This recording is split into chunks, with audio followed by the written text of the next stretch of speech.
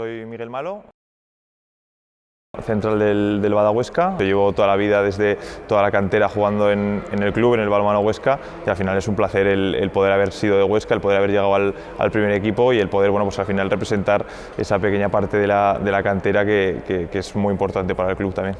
Tú tomas la dirección del equipo y eso, bueno, requiere una gran responsabilidad, pero también es bastante gratificante.